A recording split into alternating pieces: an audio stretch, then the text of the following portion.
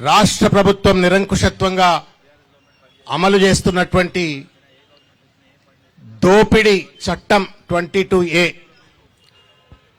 దీనికి వ్యతిరేకంగా నిరసన తెలిపేందుకు విచ్చేసినటువంటి మనందరికీ అండగా ఉంటూ మనతో పాటు ఈ పోరాటానికి మద్దతు తెలిపేందుకు ముఖ్య అతిథిగా విచ్చేసినటువంటి పెద్దలు గౌరవనీయులు మాజీ మంత్రివర్యులు అన్నా అంటే నేనున్నా అని చెప్పని అందరికీ అండగా ఉండేటువంటి ఒక పెద్దన్న హరీష్ అన్న గారికి, అదేవిధంగా ఈ నియోజకవర్గ శాసనసభ్యులు ఈ యొక్క ధర్నా కార్యక్రమాన్ని నిర్వహిస్తున్నటువంటి పెద్దలు మరి రాజశేఖర్ రెడ్డి గారు, అదేవిధంగా ఈ నియోజకవర్గ సీనియర్ నాయకులు నందికంటి శ్రీధర్ గారు, తెలంగాణ ఉద్యమకారులు బద్దం పరశురామ్ రెడ్డి గారు, హరీష్ అన్నతో కలిసి మేము సైతం అంటూ ఈ ఉద్యమంలో భాగం కావడానికి విచ్చేసిన అంబర్పేట శాసనసభ్యులు కాలేరు వెంకటేష్ గారు, ఉప్పల్ శాసనసభ్యులు బండారు లక్ష్మారెడ్డి గారు,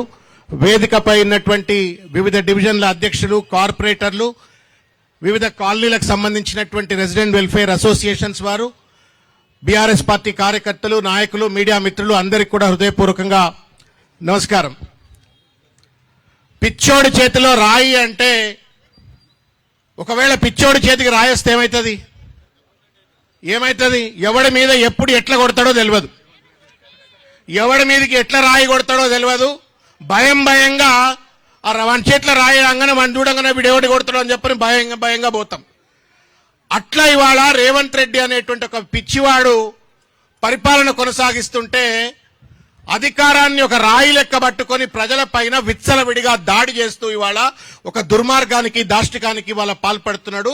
దాని పర్యవసానమే పిచ్చోడి చేతిలో రాయి మాదిరిగా, మరో రాయి మాదిరిగా ఇవాళ 22A అని చెప్పని ఒక చట్టాన్ని పట్టుకొచ్చి ఇవాళ పేద మధ్యతరగతి ప్రజల యొక్క రక్తాన్ని పిండుతా ఉన్నాడు రేవంత్ రెడ్డి గారు. ఇవాళ ఇంతకుముందు మల్లికార్జునరావు గారు చెప్పినారు, 58 ఏళ్లు, 30 ఏళ్లు, 40 ఏళ్ల కింద మేము భూములు కొనుక్కున్నాము, ఇండ్లు కట్టుకున్నాము, ట్యాక్సులు కట్టినాము, కరెంటు బిల్లులు కట్టినాము, అన్ని రకాల సివిక్ కమ్యూనిటీస్ అన్ని కూడా ప్రభుత్వం ఏర్పరిచింది.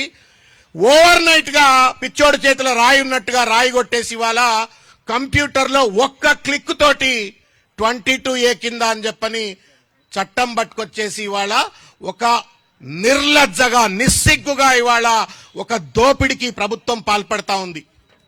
రియల్ ఎస్టేట్ మాఫియాగాళ్లు దందాలు చేసినటువంటి ఒక విషయాన్ని చూసినాం. కానీ ప్రభుత్వ కుర్చీలలో కూర్చొని వాళ్లే రియల్ ఎస్టేట్ మాఫియాగాళ్ల మారిపోయినట్టయితే పేద ప్రజలు, మధ్య తరగతి ప్రజలు ఏ రకంగా ఇబ్బంది గురవుతారు అనేది ఇవాళ ప్రత్యక్షంగా మనం చూస్తా ఉన్నాం. హరీష్ అన్న ఒక వారం రోజుల నుండి 22A మీద ఒక పెద్ద యుద్ధం ప్రకటించిండ్రు. నిరంతరంగా పత్రికా సమావేశాలు, అనేక ధర్నాలు, రాష్ట్ర వ్యాప్తంగా గళమెత్తి బీఆర్ఎస్ పార్టీ నాయకత్వంలో హరీష్ అన్న కొట్లాడుతుంటే పొంగులేటి శ్రీనివాసరెడ్డికి ప్యాంటు తడిచింది. నేను ఇవాళ నమస్తే తెలంగాణలో పేపర్లు చూసిన, తప్పైంది సారీ అని చెప్తున్నాడు.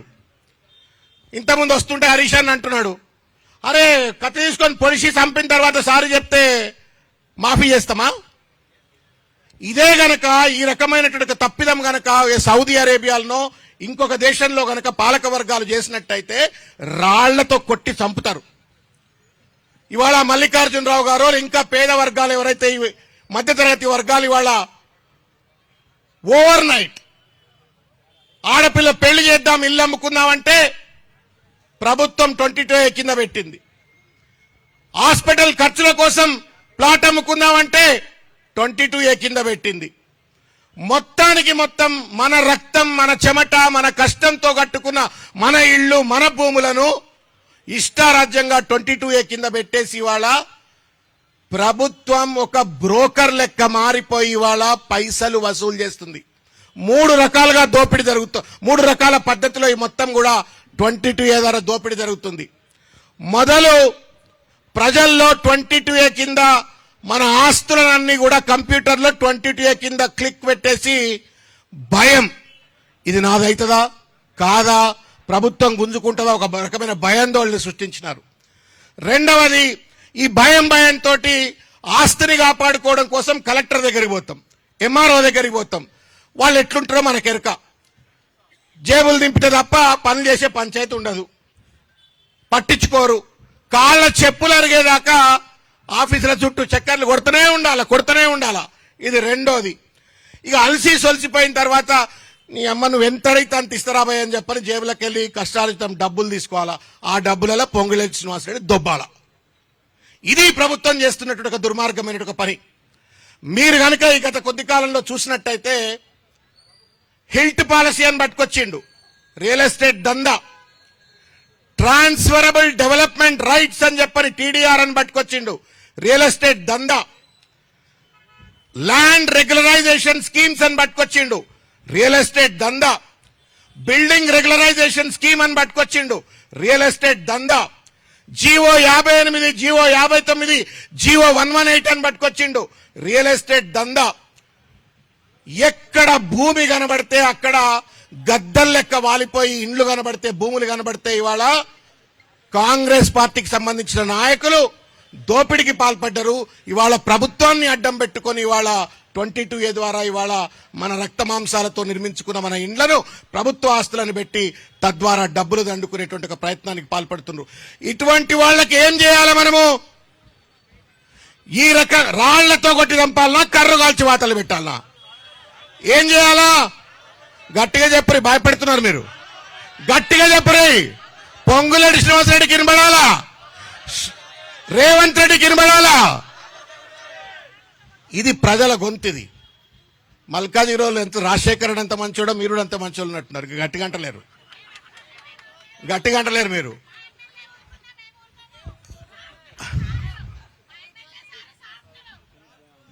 ఇవాళ ఇంకొక చిన్న విషయం మాట్లాడి నేను ముగిస్తామ్మా. పెద్దన్న హరీష్ అన్న అన్ని విషయాలు మీకు వివరంగా చెప్తాడు. ఈ ప్రభుత్వంలో పేదోడు చిన్న భూమి కొనుక్కున్నా, ప్లాట్ కొనుక్కున్నా, ఇల్లు కొనుక్కున్నా దానిపైన గద్దం లెక్కబడి వాళ్ళ దోచుక తింటున్నటువంటి రేవంత్ రెడ్డి, పొంగులేటి శ్రీనివాసరెడ్డి, ఈ ప్రభుత్వ పెద్దలు. పెద్దోడు ఎన్ని రకాల భూ కబ్జాలు చేసినా బారాఖూన్ మాఫ్. పేదోడు 100 గజాలు, 50 గజాలు, 60 గజాలులో ఇల్లు కట్టుకుంటే 22A కింద పెట్టినోడు. పెద్దోడు కమ్యూనిటీలు, గేటెడ్ కమ్యూనిటీలు కడతారు, పెద్ద పెద్ద 100 ఎకరాలలో భూములు కొనుక్కుంటారు. వాడికి మాత్రం బారాఖూన్ మాఫేస్తూ ఇవాళ ఒక దోపిడీ రాజ్యం ఇవాళ తెలంగాణలో కొనసాగుతున్నటువంటి ఒక పరిస్థితి. ఇంకొక విషయం చెప్తా. అసలు చట్టం ఉందా ఈ దేశంలో? రేవంత్ రెడ్డి రాజ్యంలో చట్టాల పట్ల గౌరవం ఉందా? ఒకవేళ ఏళ్ల తరబడి యజమాన్య హక్కు ఉన్నటువంటి ఒక ప్రజలు భూమిని కానీ లేకపోతే ఇండ్లను కానీ నువ్వు 22A చేర్చాలంటే, యజమాన్య హక్కును మార్పిడి చేయాలంటే నోటీస్ ఇవ్వాలా. చూసినవా? నోటీస్ ఇచ్చే దగ్గర పైసలు ఇవ్వాలట. పైసలు దొబ్బేటోడిని ఏమనాలా? గాదె కింద పందికొక్కు అంటారు. ఇవాళ గాదె కింద పందికొక్కు లెక్క ఇవాళ దోపిడీకి పాల్పడతా ఉన్నారు. చట్టం అంటే గౌరవం లేదు, రాజ్యాంగం అంటే గౌరవం లేదు. కనీసం నోటీసులు ఇవ్వకుండా ఇవాళ రాత్రికి రాత్రి ఎంఆర్ఓ ఆఫీస్ దగ్గరకో రిజిస్ట్రేషన్ ఆఫీస్ దగ్గర పోయి నాది రిజిస్టర్ చేయవా, నాది ట్రాన్స్ఫర్ చేయవా అంటే 22A ఉందని చెప్పని గుండెల్లో రాళ్లు పడేస్తున్నట్టుగా దుర్మార్గమైన పరిస్థితి చూస్తా ఉన్నాం. కలలు, ఒక ఇల్లు కట్టుకోవాలంటే కలలు కానీ కట్టుకుంటాం, కష్టపడి కట్టుకుంటాం.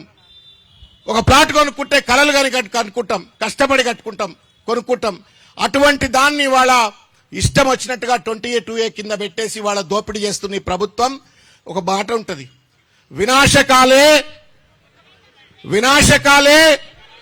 వినాశకాలే విపరీత బుద్ధి అని చెప్పని గద్దల్ లెక్క, రాబందుల లెక్క, రియల్ ఎస్టేట్ మాఫియాగాళ్ల లెక్క ప్రజాపాలన అని చెప్పని అధికారంలోకి వచ్చి వాళ్ళ ప్రజల రక్తాన్ని ఇవాళ పీల్చి తింటున్నటువంటి ప్రభుత్వానికి తప్పనిసరిగా సరి అయినటువంటి ఒక గుణపాఠం చెప్పాల్సిందే. కుక్క కాటుకు చెప్పు దెబ్బ లెక్క కర్రు కాల్చి వీళ్ళందరికీ వాత పెట్టాలని చెప్పని తెలియజేస్తూ, పెద్దలు హరీష్ అన్న చాలా విషయాలు మేము దృష్టికి తీసుకొచ్చే ప్రయత్నం చేస్తారు. వస్తుంటే ఒక పెద్ద మనిషి కాగితం ఇచ్చిండు, హరీష్ అన్న చేతిలో పెట్టి ఆయన గుండె బాధ అంతా హరీష్ అన్నకు చెప్పిండు. సామాన్యమైన వ్యక్తి కాదు ఈయన. బిగ్ టీవీలో ఆయన ఎడిటర్ అట, అశోక్ అని చెప్పని బిగ్ టీవీలో ఎడిటర్. ఆయన సోషల్ మీడియాలో ఆయన గాథంతా రాసుకున్నాడు. 30 ఏళ్ళు పనిచేసిన,